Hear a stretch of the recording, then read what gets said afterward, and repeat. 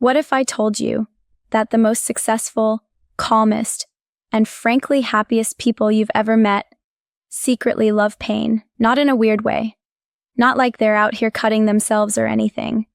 I mean, they've trained themselves over years to look at discomfort, exhaustion, rejection, cold showers, heartbreak, whatever, and quietly think, thank you, I needed that. Sounds insane, right?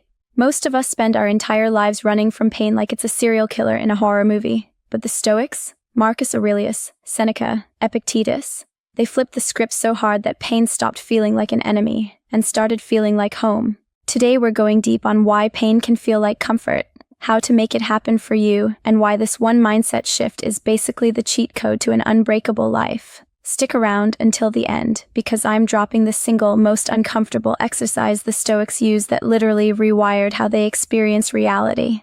Let's dive in. Why pain feels like comfort. A Stoic guide. Okay, real talk. Your brain is a drama queen. Evolution wired it to scream, danger, the second anything feels slightly unpleasant. Cold, threat, hunger, threat, someone on Instagram living a better life than you, emotional threat. We're basically hairless apes with Wi-Fi who treat a stub toe like the apocalypse. The modern world doubled down on this. We have heated seats, Uber Eats, noise-canceling AirPods, dating apps that let us ghost people without consequences. We've built a civilization dedicated to making pain optional. And the result? We've become the softest, most anxious, most medicated generation in human history. Comfort became the goal, and comfort is quietly destroying us. The Stoic reversal. Pain is the training ground.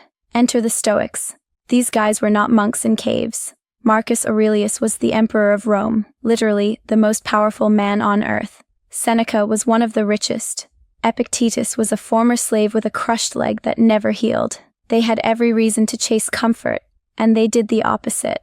Marcus wrote in his journal, Meditations, Book 6, "At dawn, when you have trouble getting out of bed, tell yourself, I have to go to work as a human being. What do I have to complain of if I'm going to do what I was born for?" He's literally hyping himself up to suffer on purpose. Why? Because the Stoics realized something wild. The thing you avoid the most is the exact thing that gives you real confidence, real freedom, and real peace. Pain is feedback. Pain is the receipt that proves you showed up. The science. Why discomfort feels good, eventually. There's actual neuroscience behind this. When you voluntarily face something hard, cold shower, tough workout, difficult conversation, your brain releases a cocktail of dopamine, norepinephrine, and serotonin, but on a slow drip, not the cheap sugar high version you get from scrolling TikTok. Over time, your nervous system learns, oh, we survived that. Actually, we're stronger now. And it starts associating discomfort with growth instead of threat. That's why Navy SEALs, ultra runners, and Stoics all say the same thing. The moment it starts to suck is the moment it starts to count. 4 Stoic reasons pain starts feeling like comfort. Let's break it down into 4 Stoic truths that rewire how pain feels. Reason 1. Pain is inevitable. Suffering is optional. Epictetus famously said, "It's not what happens to you, but how you react to it that matters." A breakup, a failed business, getting sick. These things happen to everyone. The pain is the event. Suffering is the story you tell yourself about it. When you accept pain as part of the deal, it loses its fangs. Reason 2. Pain is the price of anything worthwhile. Name one thing you respect that was earned in total comfort. Muscles, built in discomfort. Deep relationships, built through awkward vulnerability. Mastery of any skill, thousands of hours of sucking at it first. Comfort is the enemy of progress. Pain is the toll booth on the road to anything great. Reason 3. Pain proves you're free. Seneca said, "We suffer more in imagination than in reality." The moment you choose pain on purpose, waking up at 5 a.m., saying the hard truth, holding a plank until you shake, you're proving to yourself that you are not a slave to your feelings. That feeling of "I did it anyway," that's freedom. And freedom feels like comfort on steroids. Reason 4. Pain keeps you sharp. Marcus Aurelius reminded himself every day that he was going to die. He called it the contempt of death. When you get too comfortable, you get lazy, entitled, fragile. A little controlled pain every day is like taking your mind to the gym. It keeps the blade sharp. Real stories of people who made pain their home story. 1. Epictetus, the slave with the crushed leg. His master twisted his leg as torture. Epictetus allegedly smiled and said, "You're going to break it." Master twisted harder. It snapped. Epictetus, "I told you it would break." And then he just kept teaching philosophy like nothing happened. Pain didn't own him. He owned pain.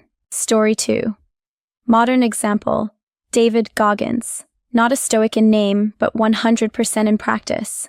Goggins grew up abused, overweight, spraying for cockroaches. He decided to join the SEALs, had to lose 100 plus pounds in 3 months, broke his legs training, kept going on stress fractures, became one of the hardest humans alive. He calls that broken, painful version of himself the real me. Pain became his proof that he wasn't the old story anymore. How to start making pain feel like comfort. Practical steps. Okay, enough inspiration. How do you actually do this? Step 1.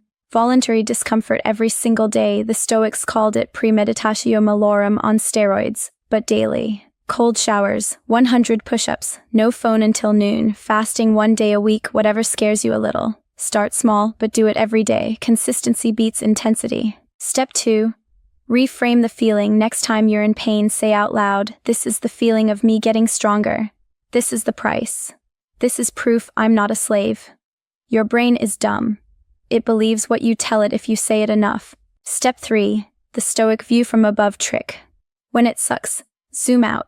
Imagine you're 80 years old looking back, or imagine you're on your deathbed. Will you regret quitting this workout? Avoiding this conversation? 99% of the time the answer is yes. That perspective turns pain into purpose. Step 4. The uncomfortable exercise I promised. Do this tonight. Seneca used to dress in rags, eat scraps, and sleep on the floor once a month, even though he was filthy rich. He called it practicing poverty, your version. Once this week, spend an entire day with almost nothing. No phone, no music, plain food. Walk instead of drive. Sleep on the floor. Just 1 day. You'll feel anxious planning it. That's the point.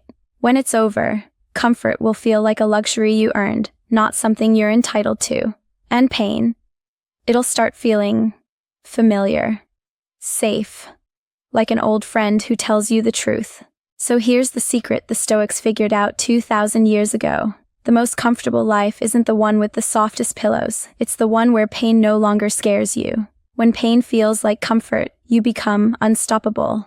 Rejection, just feedback. Failure, just training. Loss, just the price of having loved. You stop needing the world to be easy, because you've made yourself strong enough for it to be hard. That's real comfort. That's real peace. If this video hit you even a little bit, do me a favor, smash the like button, drop a comment with the one painful thing you're going to choose this week, and subscribe for more no BS Stoic content that actually changes your life. I'll see you in the next one. Now go do something today that makes you uncomfortable on purpose. Your future self is already thanking you.